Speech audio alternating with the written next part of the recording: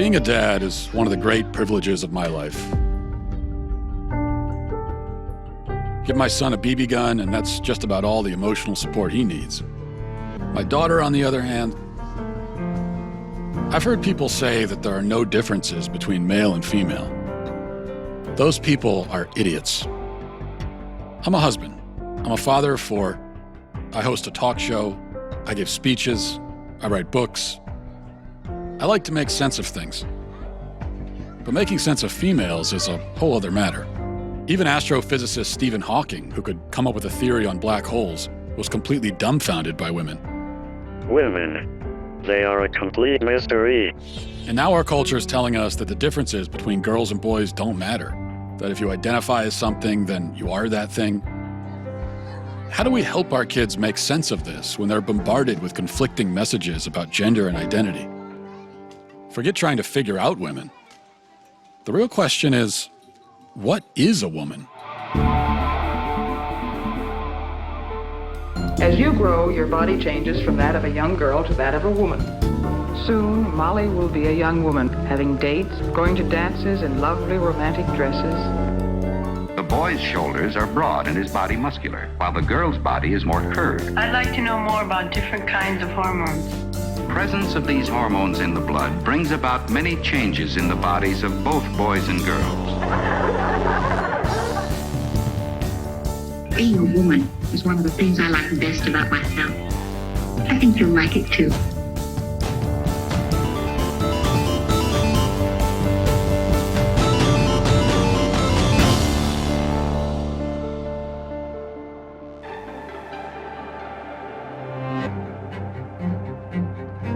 I like to come out here to think. Nature seems to always tell the truth, even when we don't want to hear it. Truth is, I'm not very good at fishing. But what is truth? Is there a truth? Is this what progress looks like? Can my boys really become girls? Do I have 4 daughters? Do I now have to pay for 4 weddings? Is there a son trapped in my daughter's body? If so, how do I get him out?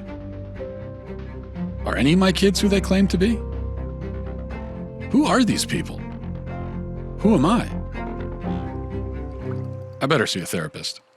In the state of Tennessee, I'm a licensed marital and family therapist, which basically means I've been trained up to think about like systems, family systems, how we were raised up, how that shapes who we are today. So on your website, if you'll bear with me, Sure. Quoting, you say, I use a combination of approaches in my therapeutic work, including anti-oppression, feminist, and narrative frameworks. I rely deeply on systems theory and understanding that individuals are products of and in dialogue with our surroundings, including our families, broader culture, workplaces, nature, and political climates. What does that mean? Yeah, so thinking about the modalities that I use, I'm definitely informed by like feminist family therapy, and the idea is that we live in gendered worlds where there are certain imperatives that are placed on us about who we are and what we do based on how we've been gendered. From the minute I was assigned female, I was told, okay, these are the kind of clothing that you're gonna wear, these are the kind of, the type of play that you're gonna engage in as a child, the path that maybe your life will take because of social expectations. What do you mean by assigned female? Who assigns female? Yeah, so most times people, when they're born, they're assigned a gender By the doctors. Yeah. Like, what do they base that assignment on? So basically, it's based on genitalia. So people looking at genitalia and deciding, okay, this is a girl or a boy. And we know now that that sex and gender are so much more than just this binary. Some women have penises, right? Some men have vaginas. That's not how gender works. How do we know that? How do we know that that's not true? Where did we learn that from? Yeah, well, I learned that from hearing from transgender people who've said, like, oh, I'm a trans woman, and just because I happen to have a penis, right, that doesn't mean that this is like who I am as a person, or that genitalia doesn't equal gender. Who they are, their gender expression, that, yeah, a trans woman is a woman. With the fluidity of these things, how do I know if I'm a woman? You know, That's a great question. I like scented candles, and Yeah. I've watched Sex and the City. Yeah. And, Yeah.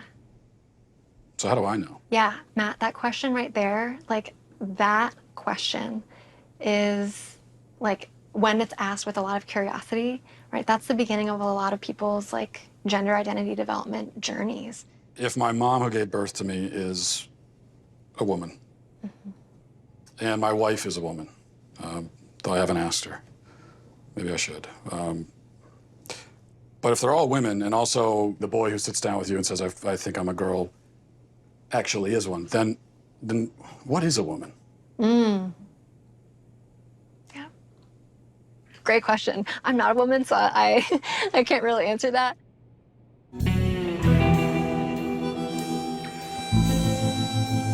I thought therapy would make me less confused. Am I the only one feeling this way? I need to hit the road and find out.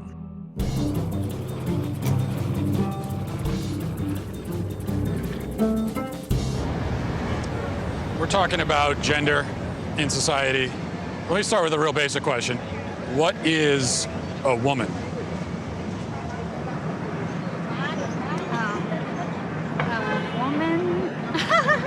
I don't want to assume, but you guys are all women? We're all women. Yes, we're women.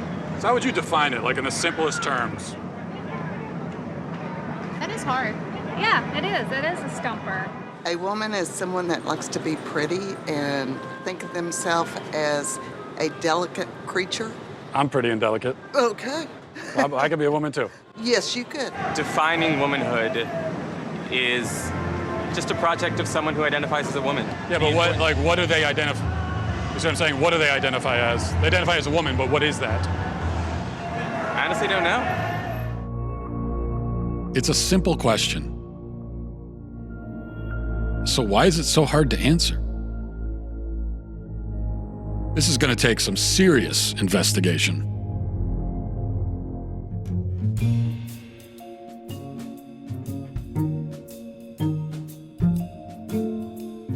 For all of human existence, women were understood to be a certain thing.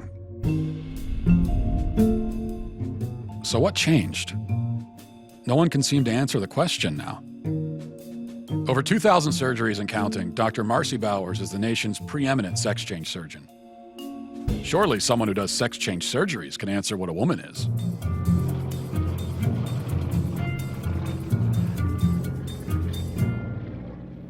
Dr. Marcy Bowers, first of all, thanks for talking to us. My pleasure. So you're a world-renowned gynecologist and surgeon. You're also a transgender woman. Can you tell me a little bit about... Well, I mean, I identify as a woman, but... You're a woman, right. I'm a woman with, I mean, that's my life, day to day, but I have a transgender history. So one thing on your website, it says gender-affirmed, GAV, gender-affirming vaginoplasty. What is that exactly? A vaginoplasty is creation of female, a female vagina and vulva. We're altering the physical characteristics of the individual to fit better with a gender identity that is female. This is all constructed from the penis? Yes, that's right. The surgeries are quite refined in the sense that they really, not only do they look like female anatomy, but they also function that way, for the most part. I mean, certainly it's a bit of a Faustian bargain. You know, it's not perfect. Does anyone ever regret their surgeries? Or, well, we know they do, but how often do people regret their surgeries? Well, actually, we don't know that they do. There are legitimate detransitioners, and there are people who truly feel that in their journey, they may have made a mistake. Now, fortunately, this is a really, really uncommon phenomenon. I don't know if you've ever heard of people in the trans-abled community. These are people who are physically able-bodied but feel like they should be disabled or identify as such. For example, a man who has 2 arms but feels like he should have 1. If a man in this kind of marginalized community went to the doctor and said, I want to have my arm cut off, do you think that... That doesn't have anything to do with gender identity. Well, it's someone's someone's self-identity, how someone identifies? That's someone who has and I'll accept it as a mental diagnosis, a psychiatric condition. I don't even pretend to know what aptomenophilia is all about, but somehow it's the idea that you're fascinated or charmed by having a limb or part of a limb missing. Okay, I would say that's, pardon my non-medical language, kooky. You don't see any? You think this is totally irrelevant? Yep. So the biggest, broadest question is, what is a woman? A woman is it's a combination of your physical attributes and then what you're showing to the world and the gender clues that you give. And hopefully those match your gender identity. The critics on the other side of this, of this issue. There aren't many, but go ahead. There aren't many who would disagree with what you're saying about? Well, the dinosaurs of the world are certainly out there. Yeah.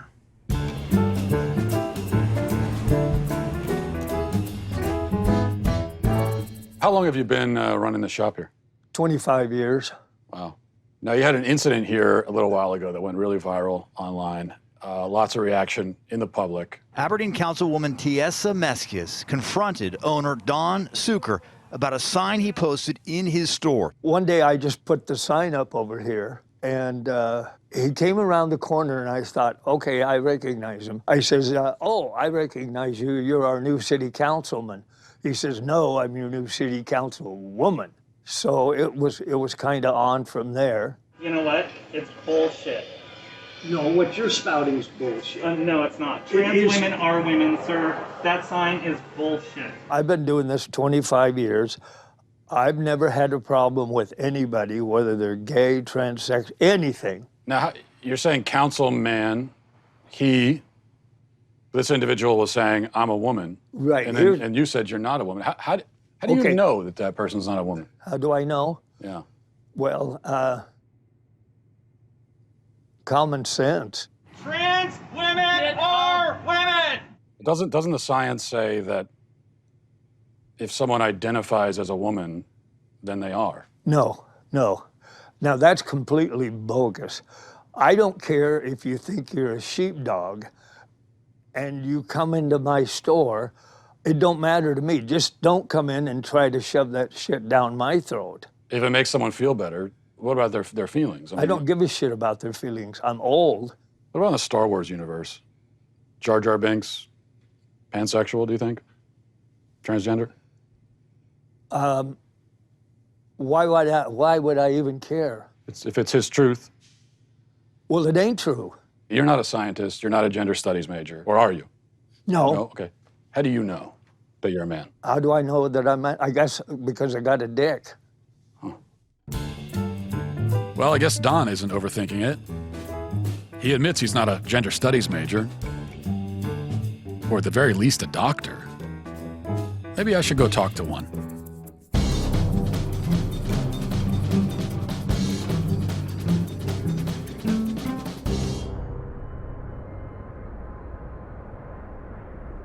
My name is Michelle Forcier, and I have a medical degree from University of Connecticut, residency, University of Utah Pediatrics, and I've worked for a number of different Planned Parenthoods for 20 years. I do advanced contraception and abortion, as well as gender hormones, and sort of looking at the whole sort of schema of gender, sex, and reproductive justice. So you've done a lot of work in this field. Could you just start by telling us? Sure. At what age can a child first begin to transition into another gender or identify themselves as a gender different from how they were born? Yeah.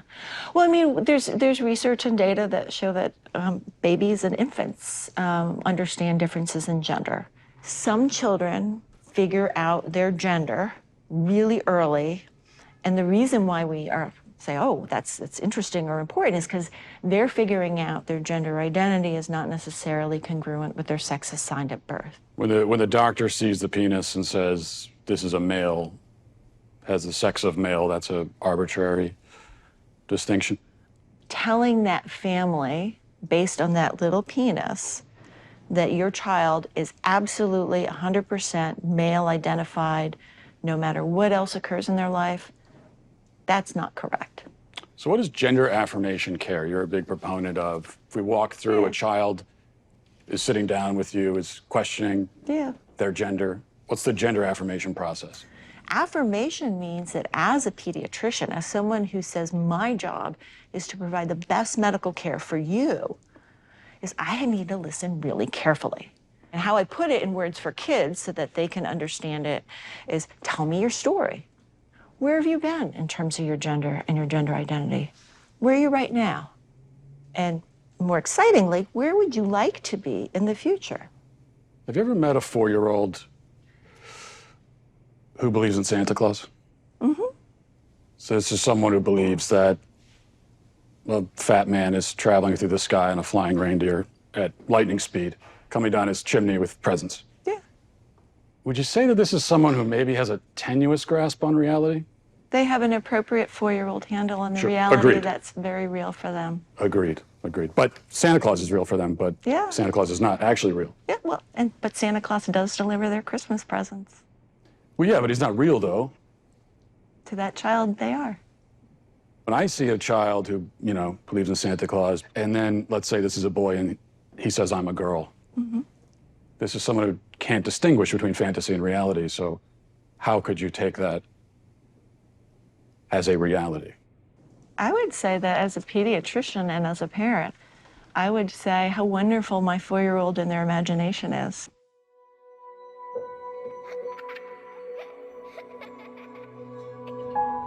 Aren't kids famous for their active imaginations?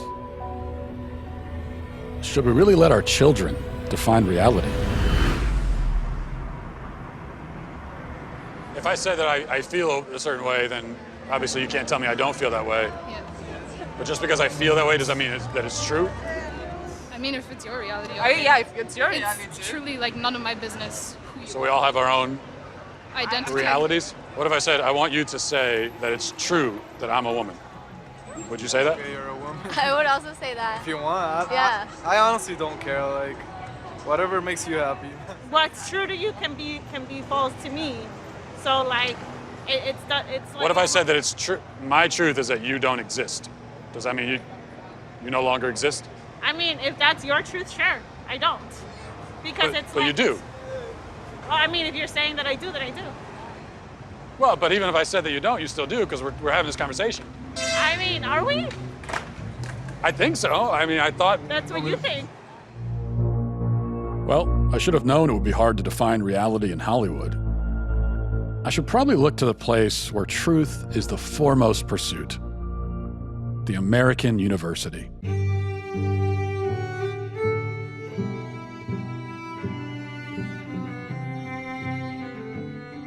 What we do in gender studies is not just reduce gender to what psychologists might call individual differences, but rather thinking about gender, and that's not women and man, but gender as a social form, something that kind of infuses itself into virtually all aspects of social life. Let's talk about that then.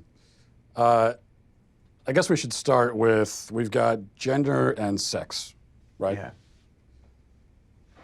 What's the difference between the two? Is there a difference? I saw that in your questions and I thought, my goodness, this is what we spend an entire semester kind of thinking through. But what we tend to think about in the social sciences today is that sex refers to a set of biological characteristics and gender is a social construct or category. What I think is often misleading about that characterization is allowed to be sort of messy and complicated. But in that framing, when you split them up into these wholly discrete constructs, studies scholars, and really more specifically people who study gender and sex, we're not talking about sexuality right now. And the kind of academic universe that I travel in is that we see how deeply gendered ideas, cultural ideas about masculinity and femininity, maleness and femaleness, both in humans and in lots of other animals. So are gender and sex two different things, or?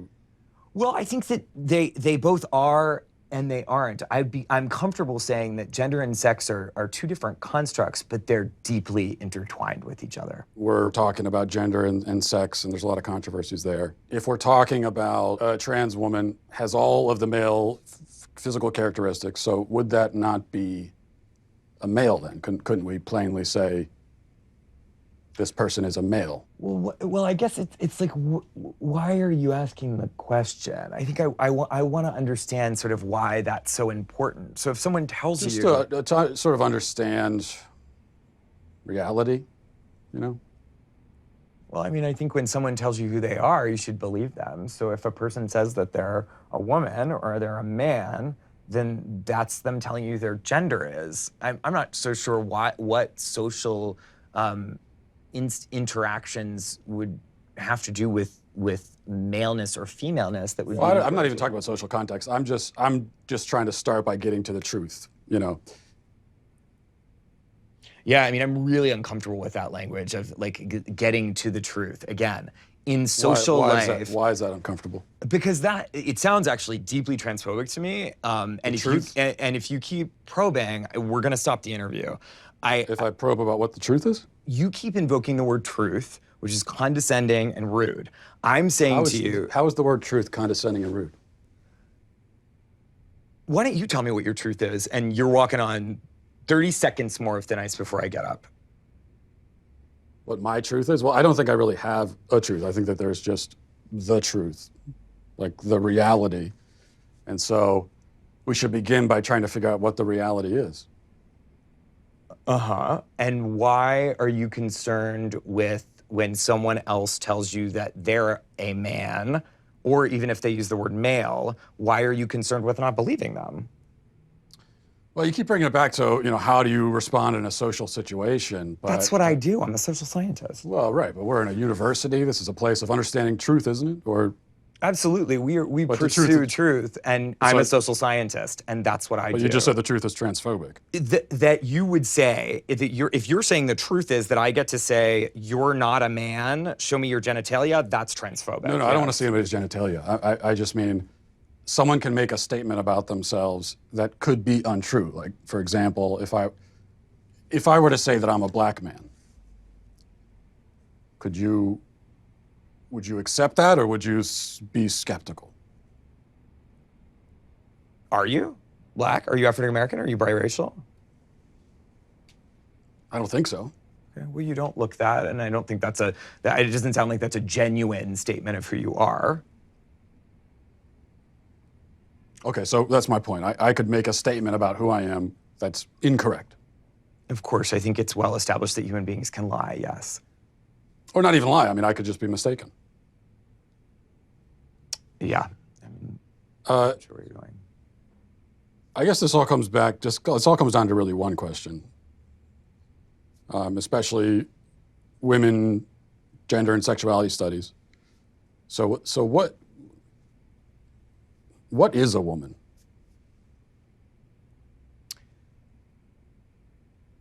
Why do you ask that question? I just really like to know.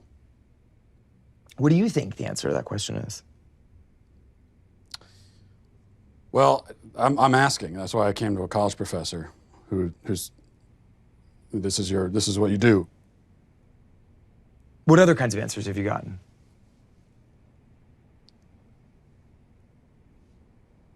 A lot of like this, where you're not answering, and I've gotten a lot of that. So I think it's interesting that you say that some of the people you've interviewed have been reluctant to answer it, and I think that has a lot to do with the questions that preceded it, and the way that you've conducted yourself in the interview. How have I conducted myself? How do you think you've conducted yourself? You just really don't want to answer the questions, do you? I came today very willing and enthusiastic about answering questions about women's and gender sexuality studies, which is the work that I do. You wanted to answer questions about women's studies, and so shouldn't the first answer you should be able to provide is what exactly is a woman? Well, for me, it's actually a really simple answer, and that's a person who identifies as a woman. But what are they identifying as? As a woman. But what is that? As a woman.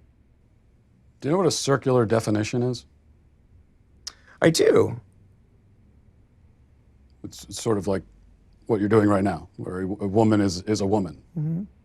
Well, because you're seeking what we would call in my field of work an essentialist definition of gender. I think it sounds like you would like me to give you a set of biological or cultural characteristics that are associated with one gender or the other. I'm not seeking any type of definition, I'm just seeking a definition. Yeah, and I gave you one. Well, now I can say I've been to college.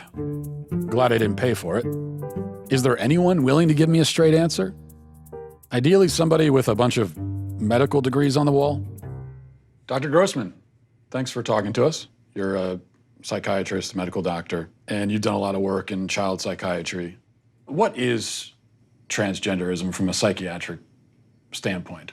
The best way to approach it is by speaking about gender dysphoria, which is an intense loathing and discomfort with one's biological sex. They exist anywhere between 1 in 30,000 people and 1 in 110,000. It's important to distinguish those people from what's happening much more recently, which is kids that never had any discomfort or dysphoria, as it's now called, with their biological sex. And then quite suddenly, as preteens or as adolescents, they come out and they announce that they are gender fluid, or they start to question their sex. So first, let's define the terms, sex and gender. Yes, please. Sex is biology. Sex is unchanging. It's based on chromosomes. 99.999% of the cells in the body are marked either male or female. Gender, on the other hand, is a perception.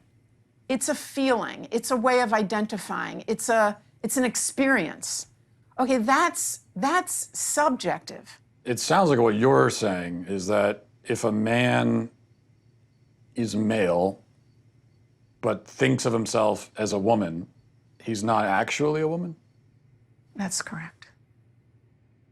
Male gametes. That's what makes me male. No, your sperm don't make you male. Then what does? It's a constellation. In reality, in truth, okay? Whose truth are we talking about? The same truth that says we're sitting in this room right now, you and I. No, you're not listening. If I see a chicken laying eggs and I say that's a female chicken laying eggs, did I assign female, or am I just observing a physical reality that's happening in the world?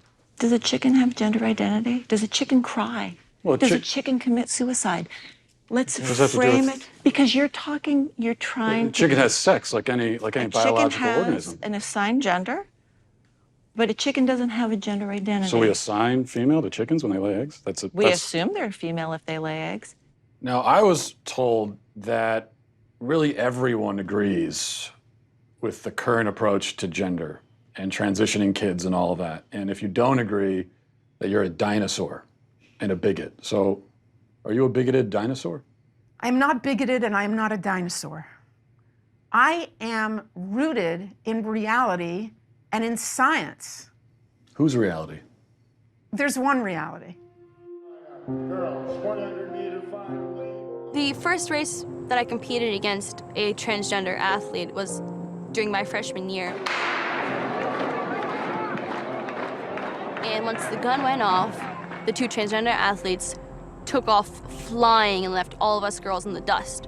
Throughout all 4 years of high school, I was forced to compete against biological males. I only competed against them in the sprinting events, but I raced against these athletes over a dozen times throughout the years, and every single time I lost. Did they inch you out of medals that you would have won otherwise, or trophies you would have They won? beat me out by 20 meters out of medals, and qualifying spots, I missed out on qualifying for New England's.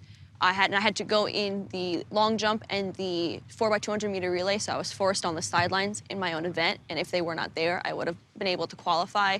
So I missed out on so much throughout my high school career. Did they win all the events or almost all the events? Between the two of them, they won every single event they competed in. How does that feel?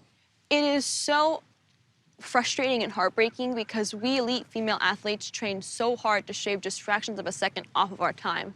And going into races knowing that we will never be able to win. Feels like all that work gone to waste.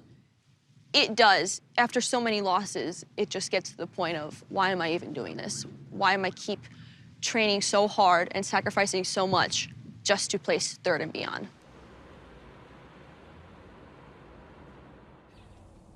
Case in Connecticut, there were 2 male track runners. They were trans girls. Right, and who decided that they were going to race against the girls.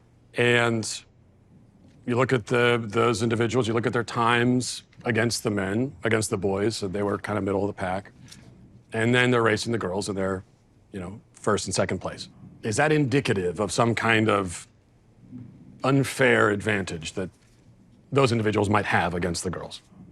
No, it's not indicative of an unfair advantage. And I think part of the proof of this is that more transgender girls are coming out in high school and still playing sports. And they're not winning. The Connecticut case is the exception.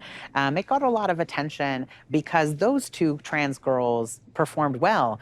But there are many, many more trans girls competing in sports, and they don't excel. Because at the end of the day, whether or not you win a game is about how hard you work in your practice, and most of us aren't going to win. And that goes for transgender athletes, too. Let's go, girls.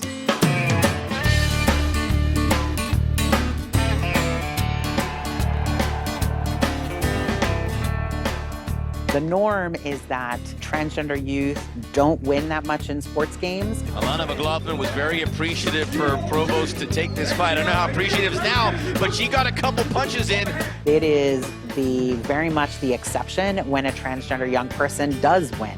And the tap! And it's because there's not really an advantage to being trans. Only a few people are going to lead the pack. There are some slight differences, but does it translate to a competitive advantage? I think you'd be very hard-pressed to prove that.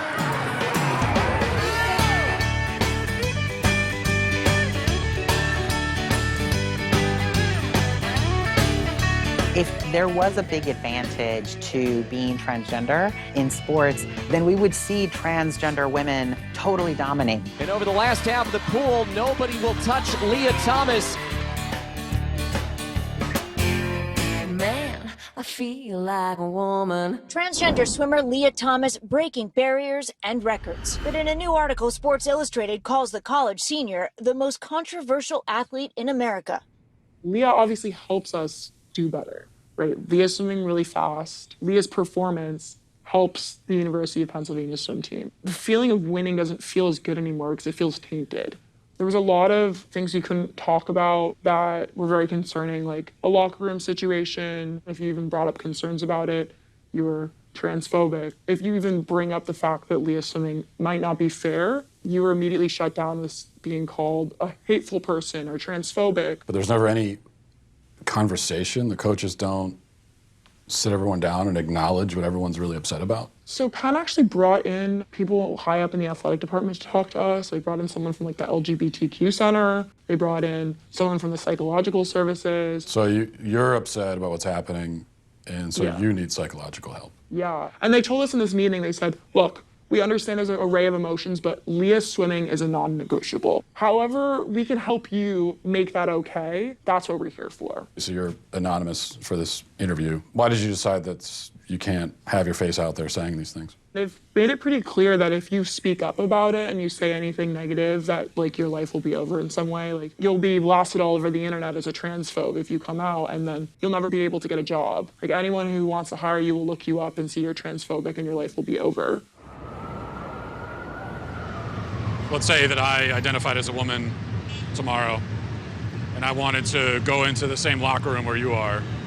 Should I be allowed to do that? As long as I identify that way?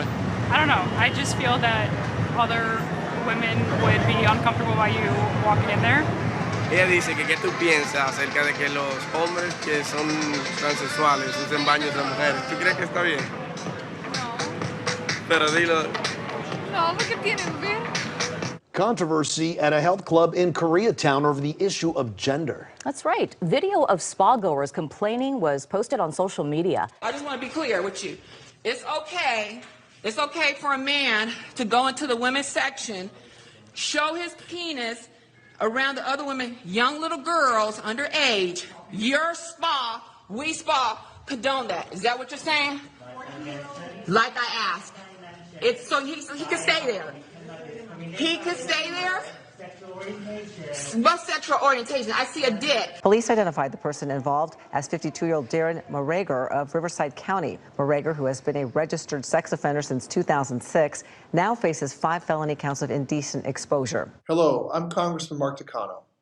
Trans Month of Visibility is a time to recognize the strength, diversity, and resiliency of the transgender community. Together, we can make our country and our world a more accepting place by speaking out against transphobia at the source and supporting the trans community by getting the Equality Act signed into law.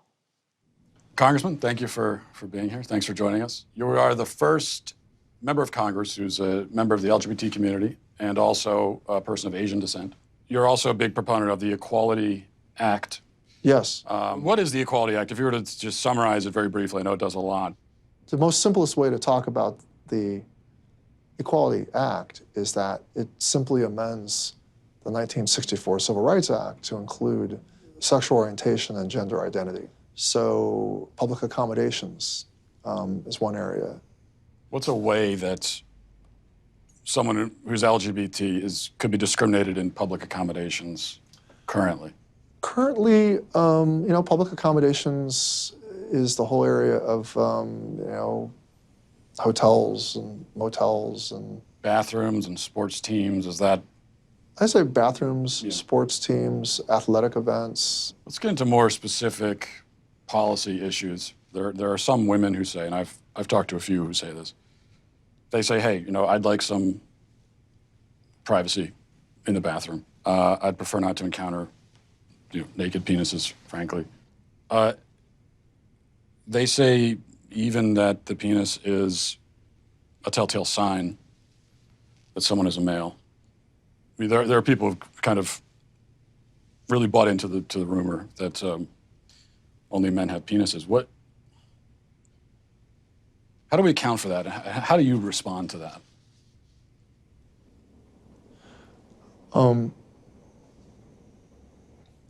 Well,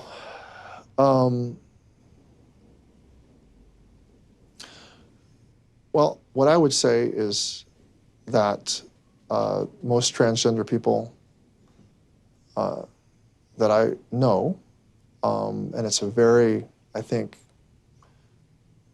distinct minority of people. It is a very, I think, we're talking not about a lot of people. I think a person who wants to use a women's bathroom, who identifies as transgender, really does think of themselves as a female. So how we go about trying to,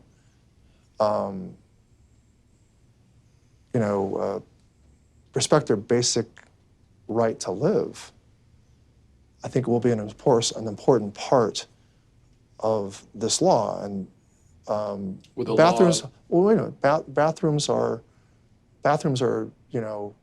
where you want to take this conversation, instead of the basic right to just life, is something that I'm kind of mystified that you're kind of not focusing on first, that we're going straight to the controversy over bathrooms.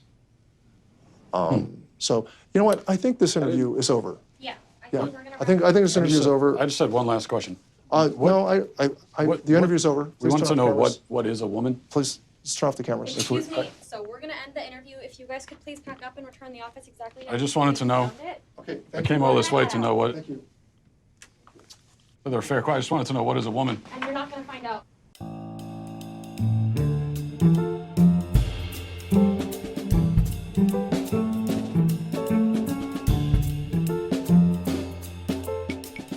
My trip to California isn't providing many answers, but at least I'm making new friends. You worry about kids walking around out here? No, because I raised 2 daughters. They're two of the most well-adjusted adults. They grew up around naked people, and there's been studies that have shown that children raised around non-sexual nudity actually have fewer hang-ups when they're adults. People do have hang-ups. There's a lot of things hanging right now during this conversation. Can anyone be any gender they want to be? Can a man become a woman if he wants to be? I leave that, I mean, what people do, that's personal choice. People can live the life they want to. I'm trying to live the life I want to, an authentic life, and I can see that's that. why I respect other people's rights and to choose what they want to do. Well, why are you asking a gay man as to what it means to be a woman? You should be asking women what it means to be a woman, especially trans women, what it means to be women. I'm asking all kinds of people. Can anyone have an opinion about it? Only people who are women. Gay men don't know nothing about what it means to be a woman. Have you told gay men here in San Francisco that they're not allowed to talk about this? No. But it's not like I come around and say what a gay man is allowed to be. So you're saying if you're not a woman, then you shouldn't have an opinion? Where does a guy get a right to say what a woman is? Women only know what women are. Are you a cat? No. Can you tell me what a cat is?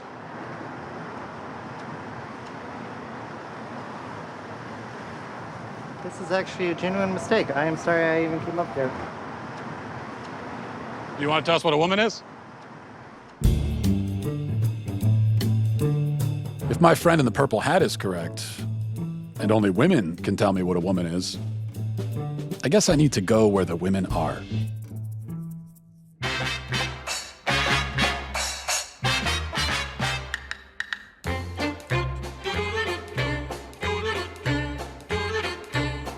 What is a woman? Can you tell me that?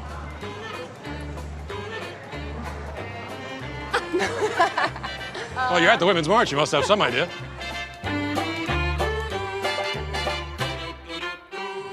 So, I see girls, vagina. Does that mean that they're the only people who can get pregnant? If men could get pregnant too, I think they'd want the right to choose. But men can get pregnant? We're saying someone who was born as a woman but identifies as a man. That a man? Real man. It's a real man? Yeah. So men can get pregnant? Yes, if we're saying yes. If they have the parts to do so. Is it just women that give birth, or is it? Or I guess, yeah. So men can give birth too? Anyone with a vagina. But that could be a man or a woman. Well, I mean, I think that's the whole point, right? That it's fluid. The way that we define these things changes a lot. What are you doing here? I'm asking these questions. Okay. I'm trying to figure out what a woman is. That's why I'm here. And this is the Women's March. I figured this is a good place to find out. I've come all this way to ask that question. Can anyone tell me what a woman is? You are not here for women. We ask you to leave. What is that? How am I harassing? I'm asking a question. Our bodies, our choice. Whose body? Our bodies, our choice. Our bodies, our choice. What is a woman? Can anyone here at the Women's March tell me what a woman is? How about you tell me what a woman is and I'll put a mask on? Sir, tell me what a woman is and I'll put a mask on.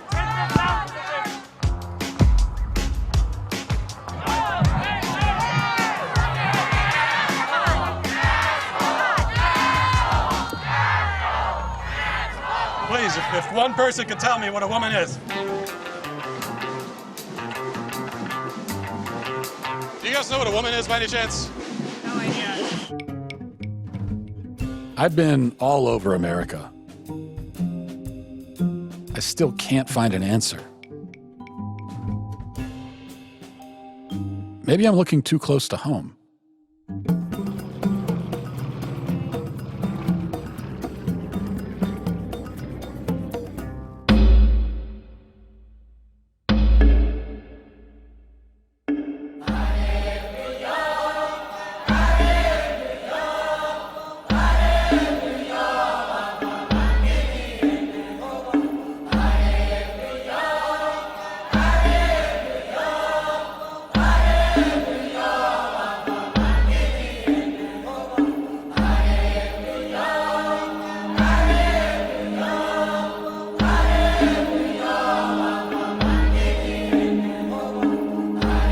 Came a long way to come and talk to you guys, thousands of miles from America. So thank you for inviting us into your tribe, first of all. I can say it is my pleasure to meet you and feel most welcome, but you're here to learn with me. I'm here to learn with you too. Great. What's the right form here? It's just with the elbow? Yeah. I mean, they're laughing, so I guess it's not good, but I thought it was pretty good. Not good enough to be a man yet in your tribe, but what does a man do? What are his roles within the tribe? At the role of a man, you need to work for your woman. Secondly, to have children. If you have children and you don't have something to feed them, you are not still a man.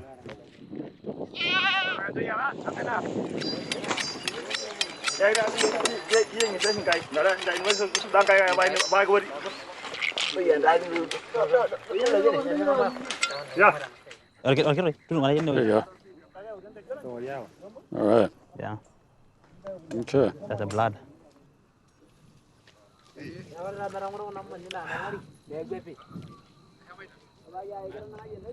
was the best raw kidney I've had in my life. What if a man decides that he wants to do the roles of a woman? Kidogro orna yende hikunya lele aines ndogringen gro. In Maasai community, it will not exist at all. Doesn't exist? What if a man decides that his gender identity is woman? Kidogro orna yende le nega wanana ingro. A woman has its own duty, and a man has its own duty, and a lady cannot do the duty of a man, and a man cannot do a duty of a woman. Can a man become a woman? No. No? No. What about a transgender? Transgender?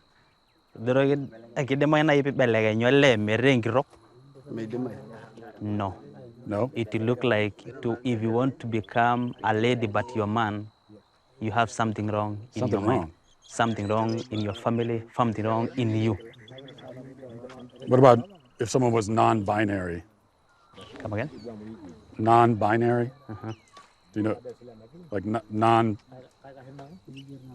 like someone is you're not a woman, you're not a man. Yeah, someone is neither. There's something else. Is that?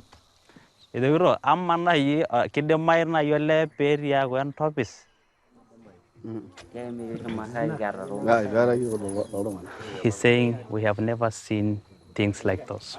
For a man, he has a penis. For a woman, he has a vagina. So we know this is a lady, this is a man. What if it's a woman with a penis? Both. Is that?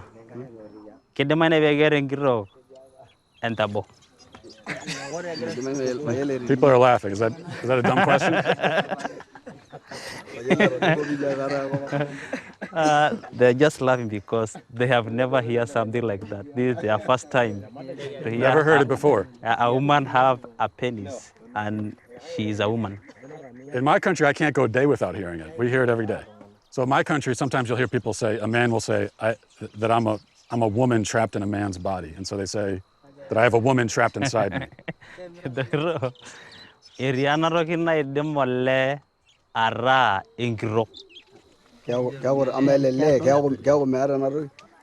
They want to know a woman has the breast. Breast, yeah. Secondly, she has a vagina. Vagina. And the question is, does this man deliver? Does he deliver babies? No, not as far as I know. The question is, let's say if you want to sleep a woman, definitely you'll do sex. Sex with a woman, yeah. And you f the vagina, is it? But for the man, where do you f? He asked that question. I don't know all the logistics of it. Based on what I'm saying, would you ever want to move to America? They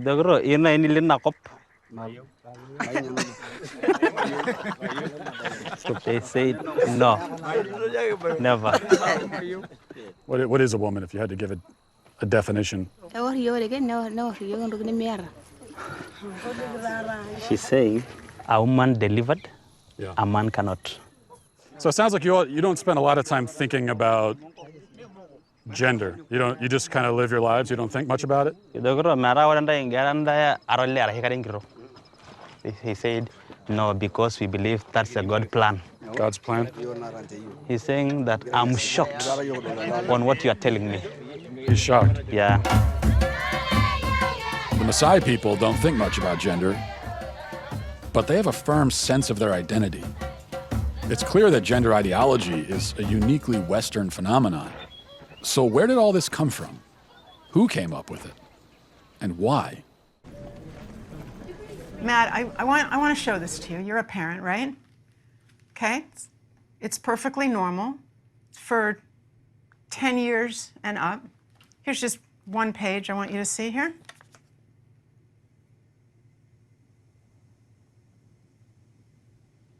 For 10 and up, huh?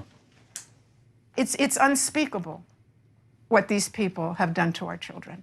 When did that start? When was it decided that we need to start teaching kids about this stuff at such a young age? So I'll answer that with one word: Kinsey. Kinsey was a social reformer. He wanted to rid society of Judeo-Christian values when it came to sexuality. And he worked very hard to do that, and I would say he succeeded. Kinsey would be very happy with our culture today. His idea was that children are sexual from birth, that we're all inherently sexual creatures from cradle to grave.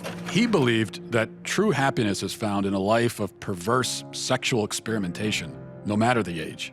What came out is that his research was fraudulent. Kinsey based his fraudulent conclusions on data he collected from convicted sex offenders and child molesters. His research was conducted in prisons, not everyday America. He also performed horrific sexual experiments on children, some under the age of 1. His most influential book, Sexual Behavior in the Human Male, contains an infamous chart called Table 34, which documents the orgasms of very young kids, including babies as young as 5 months old. But instead of suffering the consequences for his heinous actions, he was and still is celebrated by academia and Hollywood. His ideas form the foundation for sexual education in public schools today. How do we get from this to you can choose your own gender? Okay, well, now we have another very important character, and his name was John Money. John Money was a psychologist and professor at Johns Hopkins University. Gender ideology was his brainchild. In fact, he coined the terms gender identity and gender roles. And according to Money, babies are gender neutral at birth, and ultimately environment determines whether a person is a man or a woman. Money was telling the world about his theory that a boy could be raised as a girl and do just fine, and vice versa. And so Money tried out his theory on 2 young twin boys, the Reimer twins. When the twins were 8 months old and they went to be circumcised, the first twin, whose name was Bruce, something went wrong with the machinery and his penis was burnt off. They stopped and didn't do a second circumcision on the other twin, as you might imagine. And the parents, of course, didn't know what to do. How are they going to raise this child? John Money convinced Bruce's parents to transition him into a girl. Money also conducted sexually abusive experiments on the twins throughout their childhood, including forcing them to simulate sex acts on each other. He reported up to the age of 10 that this was a complete success. Well, wasn't true. The results were a disaster. Bruce could never fully accept his female identity. Eventually, his parents told him the truth, and he chose to transition back to a boy, taking the name David. As an adult, David spoke out about the abuse and the damage done to him by John Money. The girls would do their things with their Barbies and things like that, and that wouldn't interest me. And things such as trucks and building forts and, getting to the odd fist fight and climbing trees. That's the kind of stuff that I like, but it was unacceptable, so I'd never... As a girl? As a girl, I had no place to fit in. The trauma that he and his brother and his entire family went through left deep scars. His brother died of an overdose when he was 38, and then David committed suicide. There was never a retraction or an apology from John Money. Instead, his ideas were adopted by mainstream psychology, and they form the basis of gender ideology today. Why don't more people know about John Money and Alfred Kinsey? Evidently, there are forces that don't want this information out.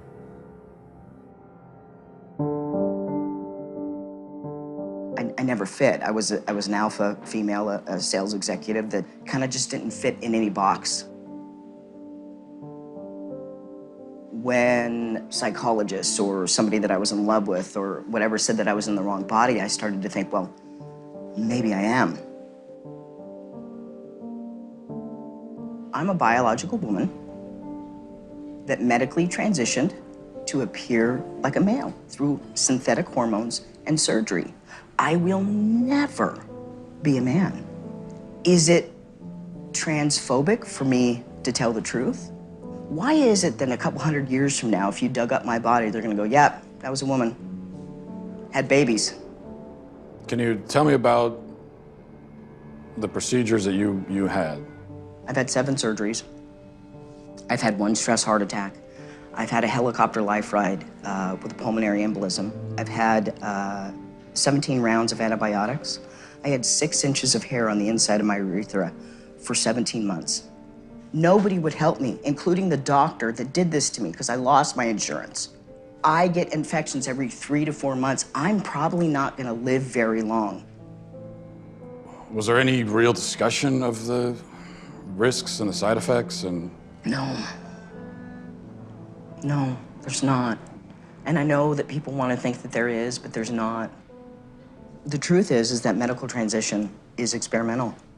We have studies that said that medical transition helps mental health with kids. They've all been retracted, modified, changed.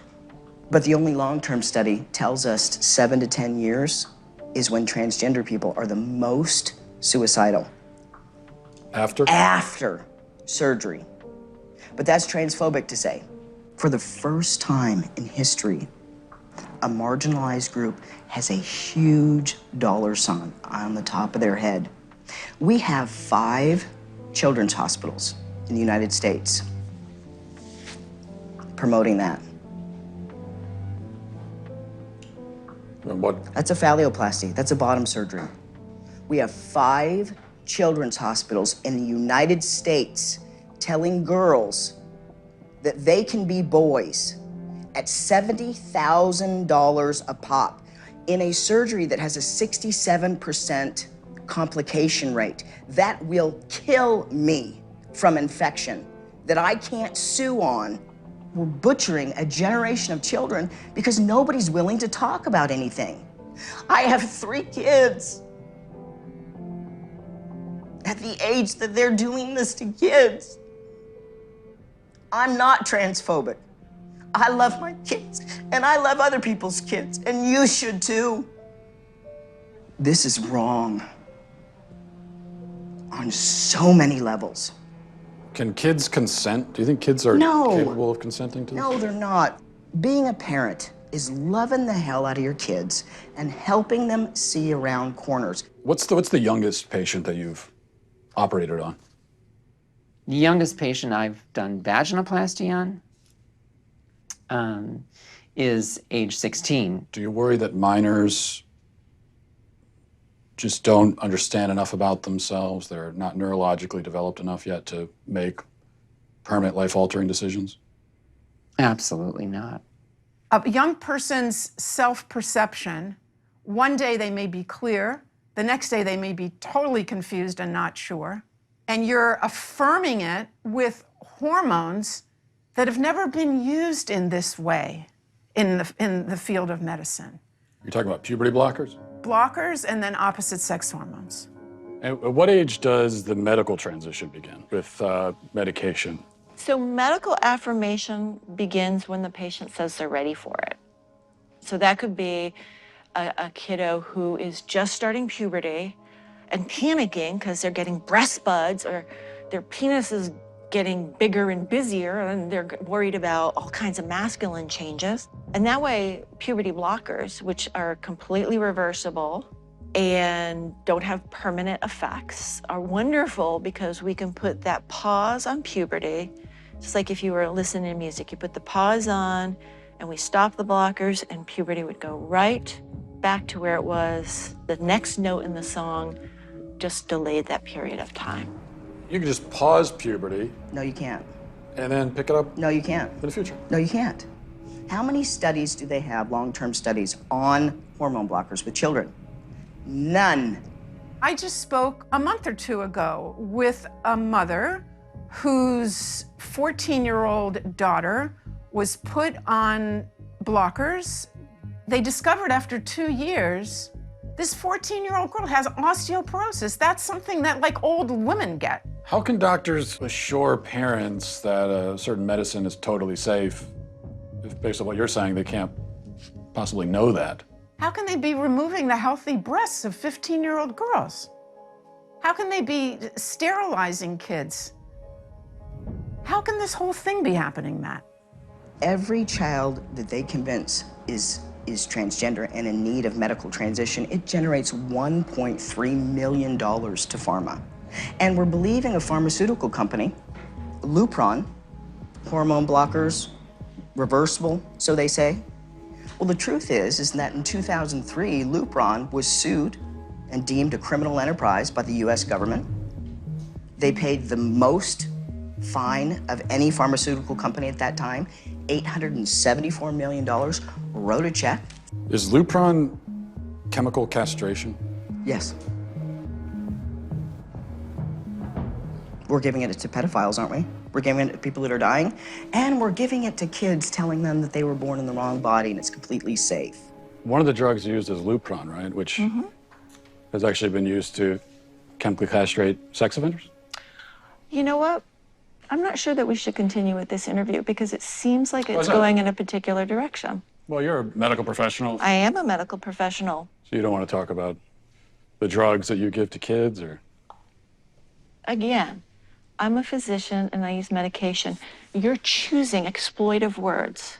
Drugs I give to kids. I'm choosing a chemical word castration. that was in a dictionary. That's not a correct term for puberty blocking. I could look it up on my phone, but I'm pretty sure if I looked it up, You can look it up on your phone. It says medical definition: the administration of a drug to bring about a marked reduction in the body's production of androgens and especially testosterone. And I'm saying, as a pediatrician who takes care of hundreds of these kids, when you use that terminology, you are being malignant and harmful. I mean, there are some who would say that giving chemical castration drugs to kids is malignant and harmful. It's about the context of caring for a child and seeing the suffering that kids can have that have not been in affirmative home situations. What do you say to the claim that, well, we have to do this for these kids because if we don't, they'll kill themselves. They'll resort to drugs and self-harm. A lot of them were hurting themselves. A lot of them were suicidal before they even discovered gender. That is never part of the discussion. And they say, what would you rather have? A living daughter or a dead son? If this is what the professionals are saying, it's terrible emotional blackmail. Hello? Hey, is this? This is, yes. Hey, it's Matt Walsh. Where are you right now? I'm in Vancouver, British Columbia, Canada right now. Are you able to leave? I'm not able to leave BC. I can't even go to another province in Canada right now. And it's because I'm technically out on bail. What happened exactly?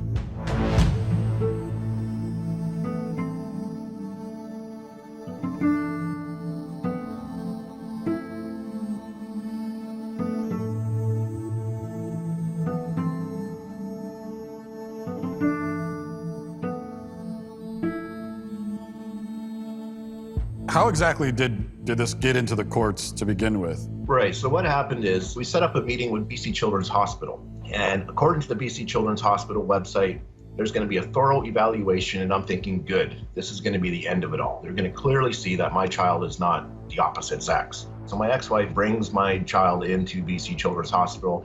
I get a call less than an hour into that appointment is that they were going to pump her full of cross-sex hormones within the hour. And I put a halt to that. I said no. They agreed to stop for the moment. They figured, well, let's get the dad on board too. This is all going to be better. Let's just get everybody on the same page. I said, it's not going to happen. So I get a letter from BC Children's Hospital in December of 2018. And it says that under the BC Infants Act, they will start injecting my child with cross-sex hormones. And I have 2 weeks to respond with legal action if I so choose. And so that's how I ended up in court, because I did respond with legal action.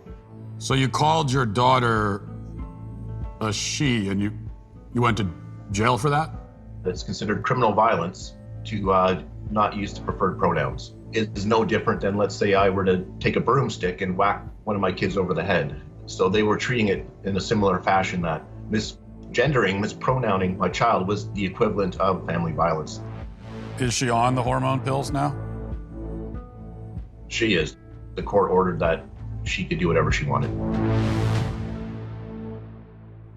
2010 until, I would say, 2016, I would say 80% of my clients were trans youth. Now it is, you identify, you take hormones, you do surgery. There isn't any other pathways. So if you have two parents, one parent wants to affirm the trans identity, the other parent doesn't, who wins that battle? The one who wants to affirm. Every time? Every single time. The goal is to get the parents to affirm the kid.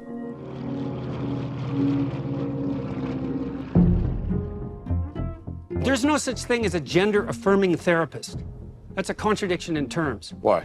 Because you don't affirm if you're a therapist. It's not your business to affirm. You come to see me because there's something wrong. Maybe you come to see me because a destructive element of you is wreaking havoc in your life. I'm on the side of the part of you that wants to aim up, man. That's what I'm on the side of. Okay, now I don't know what that means in your case, but we're gonna talk about it. Am I gonna affirm what you think? No, it's not up to me to affirm it. You don't get a casual pat on the back from a therapist for your pre-existing axiomatic conclusions. That's not therapy. That's a rubber stamp. Is anybody at any point explaining to these kids the real long-term consequences of hormones and puberty blockers?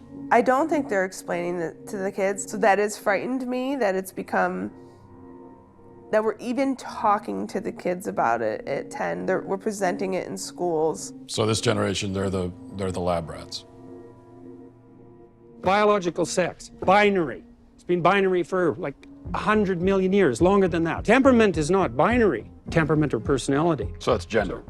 Temperament is gender? Well, gender is not a good word because it's vague and it isn't measurable. So do we need it? Why can't we just say temperament? What do we even need the word gender for? Well, I don't need it.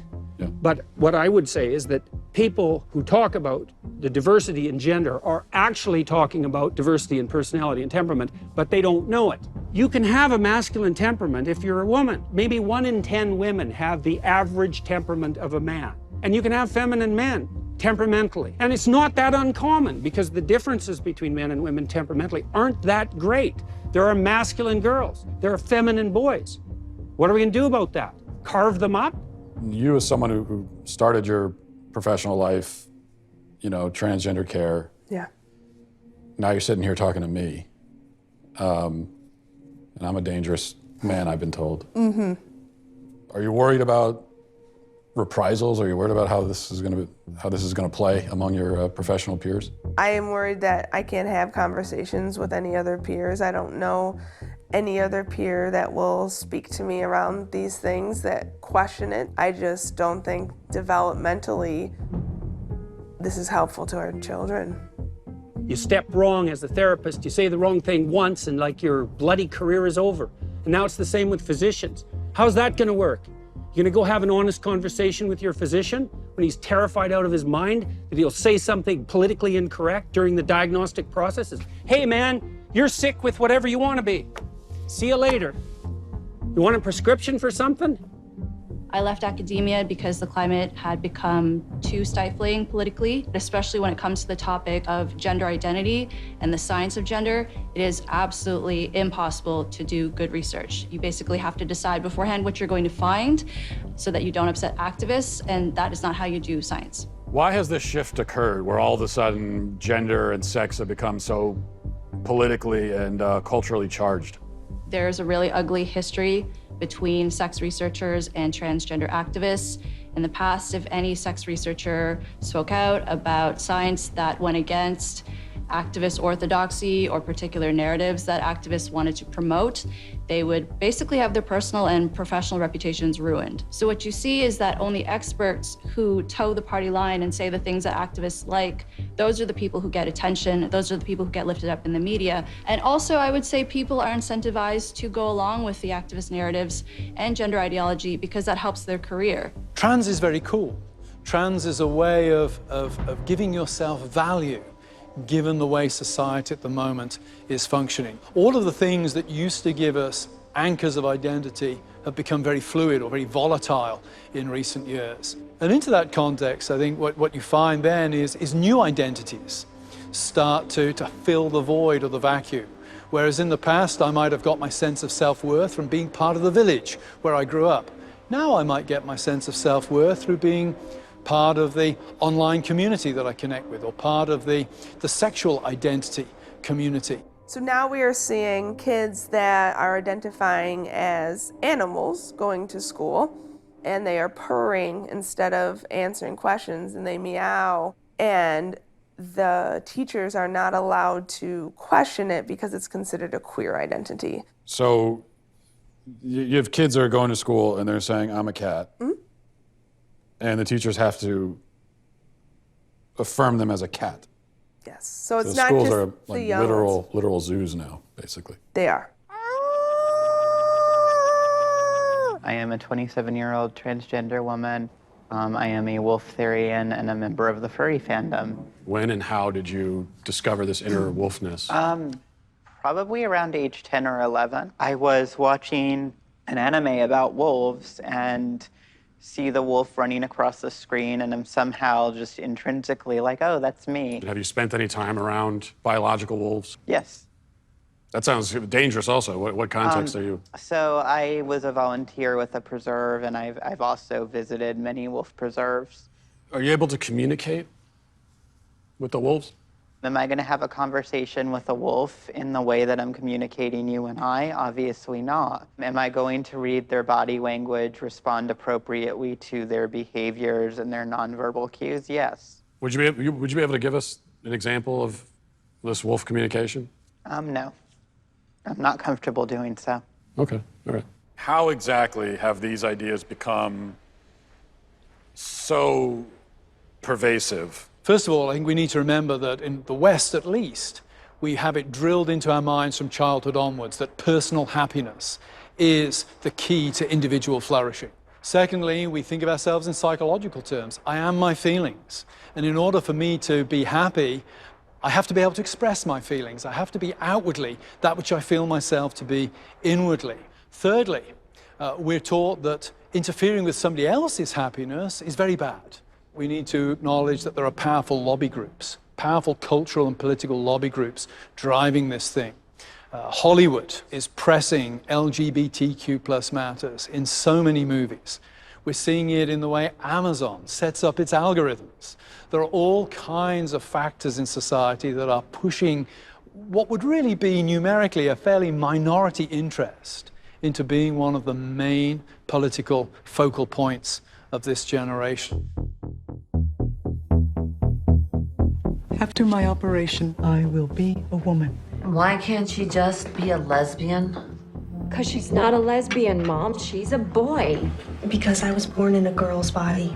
Can I ask you a question? Why don't you kiss me?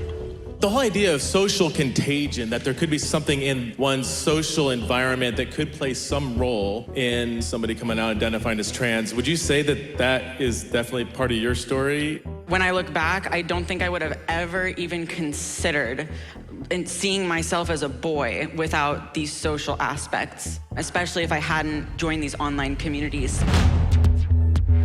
I identify as non-binary. I'll officially be changing my pronouns to they, them. My pronouns are he, him, and demon, demon self. I've been going by they, them pronouns for 4 years now. I'm pretty comfortable with it. they, them pronouns. There was literally a period of a few weeks to a few months. I started out as an ally, and then eventually I was starting to identify as transgender. We are trans models. So they go on the internet and they're told that all of their problems will be solved if they become a man. Kids are being taught you might feel like you're a boy, even if you have a vagina and you're a girl. You are what you feel you are. Some people are girls, some are boys, some are both, some are neither. Gender is all about how we feel on the inside and how we express ourselves. Ah, the gender fluid teacher. What do I go by in the classroom? I go by Teacher Fambrini. As a queer and trans teacher, my agenda is to show little boys that they don't have to be like as stereotypically masculine, that they can like paint their nails and wear earrings and like still be a guy and like it can be cool. So you worry that there could be a sort of social contagion element of this? A teeny tiny bit, maybe. Looking back on it, it was the same pattern, just kids who were really struggling, kids who were very alone and isolated. They have anxiety. They don't fit in with their peers. They don't know where they belong. Maybe they didn't have a welcoming family life. They just got caught up in these communities online. Then they discover, hey, there's this group of people, and they also don't fit in. They're different. They're not sure who they are. Gee, that's where I fit in. Today is the day before my top surgery. I am waking up tomorrow at 5 a.m. to have a subcutaneous mastectomy.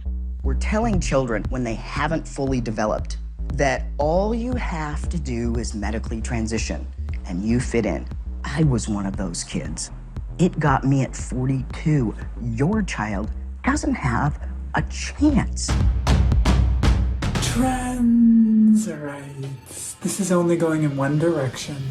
You will respect us. As parents come to understand more about gender identity, kids are coming out at younger ages. It's exciting. And you know who gets it right? Is this next generation. The next generation who's already telling us that our antiquated ideas of things have to be a certain way just don't apply to them. They're rejecting a lot of our social mores. They're tweaking the system. I just don't think it's realistic to put this decision on them that is basically saying, are you okay with the risk of permanent health effects that you can never ever reverse? How can you ask that of such a small child? I'm a physician and I use medication. Certainly it's a bit of a Faustian bargain. Puberty blockers, which are completely reversible. You keep invoking the word truth, which is condescending and rude. Some women have penises, right? Some men have vaginas. Does a chicken cry? Does a chicken commit suicide? I'm not a woman, so I can't really answer that. I guess because I got a dick.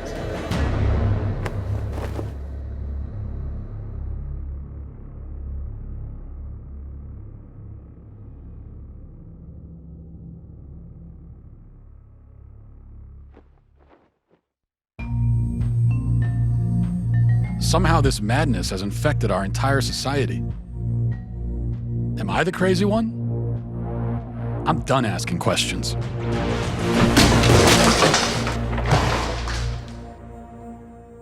Tanner Cross is on administrative leave for what he said about gender identity. He said he would not call a student who's transgender by their preferred pronoun. I can't lie to children, and I got to also represent a whole community that believes in biological facts and scientific facts. And I can't do that to kids. You get into teaching because you love kids. This policy started coming into play and I was like, wait a minute, it's causing me, I'm gonna have to lie to my kids, the ones I've always wanted to protect. Do we have assaults in our bathrooms or our locker rooms regularly? To my knowledge, we don't have any records of assaults occurring in our restroom.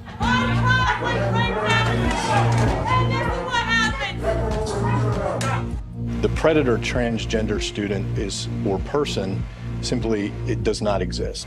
The Virginia Department of Education says it is now reviewing whether the Loudoun County School District has properly reported cases of sexual assault. This comes after a 15-year-old was charged on 2 separate occasions for assaulting 2 different students at different schools. Dozens rallying tonight in Loudoun County to protest the school's policies. So that includes limiting who can talk during public comment portions of board meetings.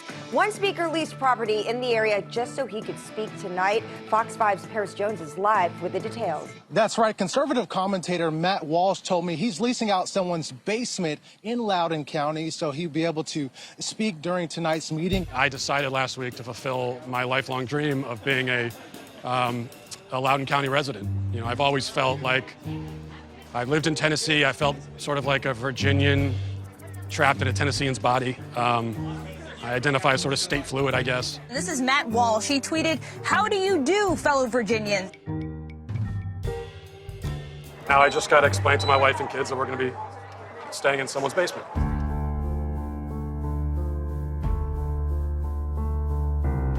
They tried to muzzle me by not allowing me to speak. And when that didn't work, they tried to muzzle me with a mask. I would thank you all for allowing me to speak to you tonight, but you tried not to allow it, yet here I am. Now, you only give us 60 seconds, so let me get to the point. You are all child abusers. You prey upon impressionable children and indoctrinate them into your insane ideological cult, a cult which holds many fanatical views, but none so deranged as the idea that boys are girls and girls are boys. By imposing this vile nonsense on students to the point even of forcing young girls to share locker rooms with boys, you deprive these kids of safety and privacy and something more fundamental too, which is truth. If education is not grounded in truth, then it is worthless. Worse, it is poison. You are poison. You are predators. I can see why you try to stop us from speaking. You know that your ideas are indefensible. You silence the opposing side because you have no argument. You can only hide under your beds like pathetic little gutless cowards hoping we shut up and go away, but we won't. I promise you that.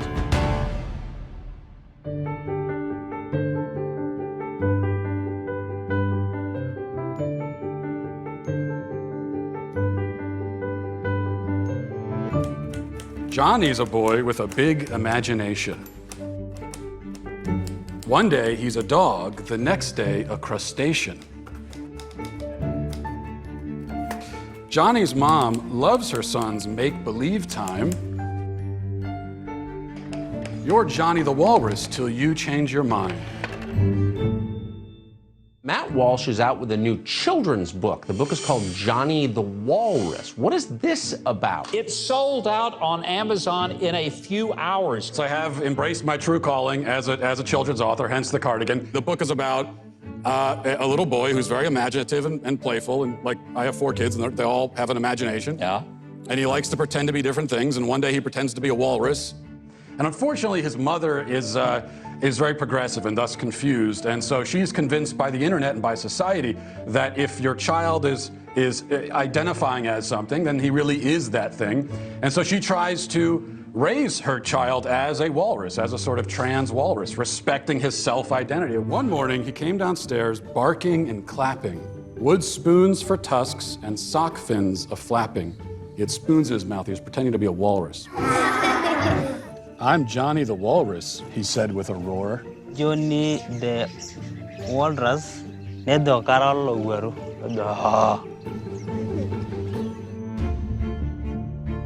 This is a hot topic. Yes. That's a good thing, right? Yeah, absolutely. It's good for us to have these conversations so people open their minds and relearn and unlearn to what we've been taught. So I want this to be a safe place to talk about and learn. As you can see, there's an ongoing evolution of language and how people can identify. My next guest, author and conservative host of Daily Wire's The Matt Walsh Show, talking about his recently published children's book that has since been removed online by a popular large retail chain. Now, Matt says gender is not a social construct, but rooted firmly in biology. True? True. As human beings, we have a sex, male or female, but as a biological scientific fact. Now, gender is a linguistic term.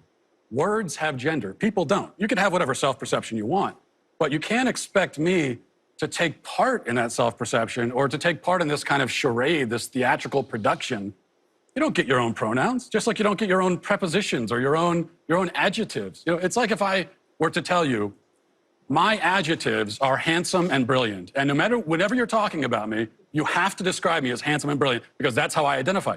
So you think it's a delusion? Well, this is one of the problems with this left-wing gender ideology, is that no one who espouses it can even tell you what these words mean. Like, what is a woman? Well, can you tell me what a woman is? No, I can't. Womanhood is something that is an umbrella term. It includes people That describes what? People who identify as a woman. What is that? Was to each their own. Each woman, each man, each person is going to have a different relation with their own gender identity and define it differently. So you that's want to the reduce problem. women, you want to reduce men down to maybe just their genetics, our genitals, our chromosomes, right? That's what you're saying. You want to do is that's what what you want to do is appropriate women. You want to appropriate womanhood. Okay. And turn it into basically a costume that could be worn. Joining us on stage is Dr. Susie Denbo, Associate Professor at Kent State University. Dr. Denbo, how do you feel those who oppose using pronouns are taking the wrong approach in this conversation? There's the extreme approach that you are admittedly taking. And then there's also just ordinary people that might not be comfortable with the language change. She began by saying that my view is extreme. Okay, so the view that every single person on Earth has held up until 15 seconds ago is extreme. They are conflating gender and sex because on one hand they say, well, you got your biological sex, but then your gender is whatever social construct. But then they turn around and say that trans women are women. So a man who identifies with the gender, the social construct of womanhood, actually is a woman. Part of me wants to ask why you care so much, because it's really not that big of a deal. Oh, yeah, can I answer that? I care about the truth. So basic truth matters. I want to live in a society where people care about the truth. I care about children, and these insane ideas about gender are being foisted on kids, and that bothers me quite a bit. I care about the women who are having their opportunities stolen from them. I care quite a bit, yeah. I wanted us to have a safe place to be able to talk about this, and it seems like we should just keep the dialogue going and hopefully find some middle ground.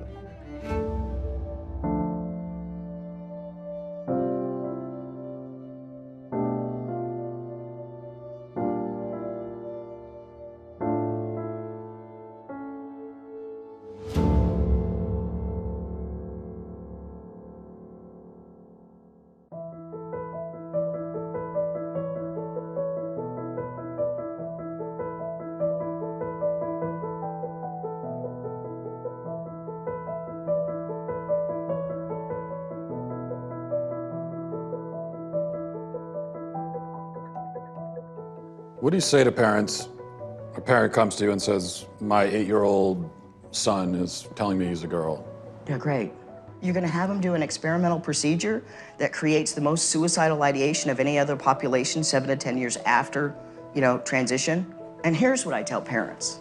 You don't have the right to medically transition your child. We have no research on long-term hormone use. We will be seeing the first generation of long-term hormone use. And we already know, at least with 10 years of hormones, you're giving yourself cancer. What's your message to parents who are trying to cope with this? The first thing is to tell parents that they're not alone. It is our responsibility as a parent to be the frontline defense for our children. And I know with my child, a lot of people will say, was it worth it? Because you now seemingly have lost your child. And I'll say, yeah, but at least I've saved my conscience and my morals and my convictions. And when my child turns 25 and says, Dad, where were you? I'll say, I was there. I was fighting as hard as I could. I was not prepared to let this happen.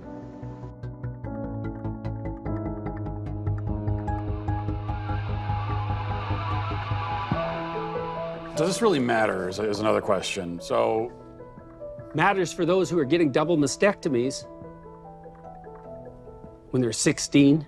Why should we care if we live in a society where gender is fluid? Well, I cared because my government decided that I had to call people by the terms that they designated, or I'd be subject to legal penalties. It's like, no, I'm not doing that. I don't care what your reason is. You don't get control of my tongue. We live in a climate now in which no one seems to care about the safety of women and girls who are going through a very developmentally challenging time in their lives.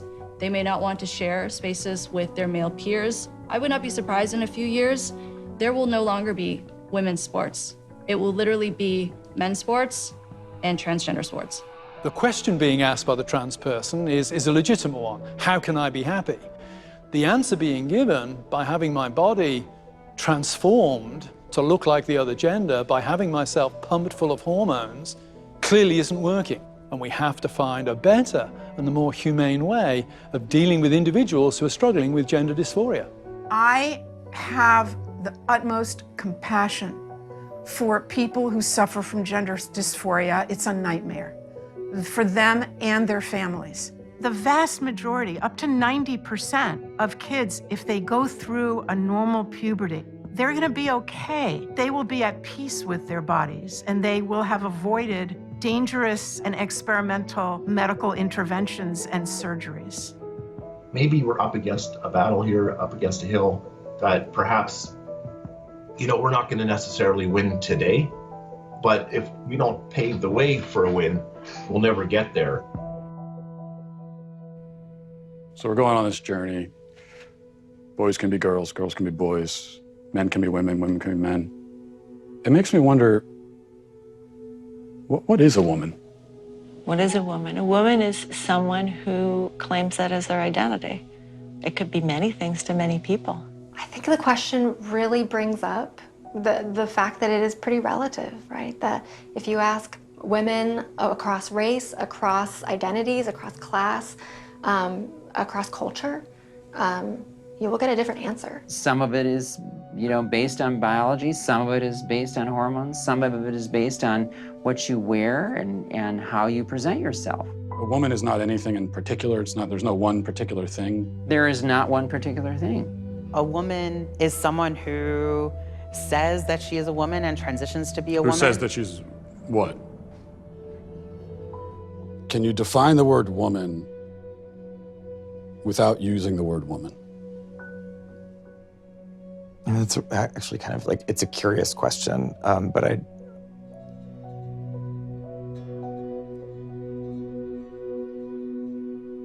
We've been journeying across the country asking people this question, and almost nobody can answer it. What is a woman? What is a woman? Marry one and find out. So I should go home and ask my wife, I guess. Yeah.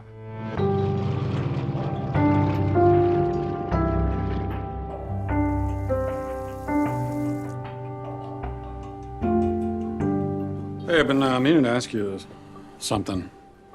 Uh-huh. What is a woman?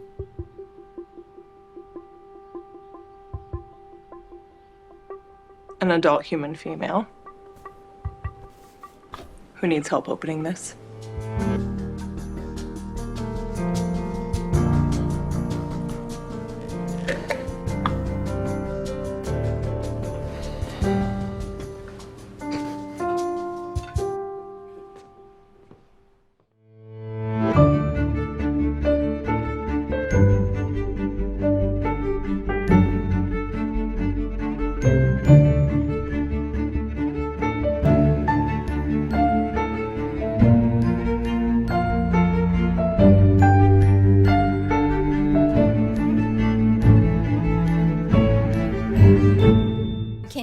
Provide a definition for the word woman. Can I provide a definition? No. Yeah. I can't. You can't? Not in this context. So I'm not a biologist. The meaning of the word woman is so unclear and controversial that you can't give me a definition? Senator, in my work as a judge, what I do is I address disputes. If there's a dispute about a definition, people make arguments, and I look at the law and I decide. Well, so I'm not. The fact that you can't give me a straight answer about something as fundamental as what a woman is underscores the dangers of the kind of progressive education that we are hearing about. Just last week, an entire generation of young girls watched as our taxpayer-funded institutions permitted a biological man to compete and beat a biological woman in the NCAA swimming championships. What message do you think this sends to girls who aspire to compete and win in sports at the highest levels? Senator, I'm not sure what message that sends. If you're asking me about the legal issues related to it, those are topics that are being hotly discussed, as you say, and could come to the court.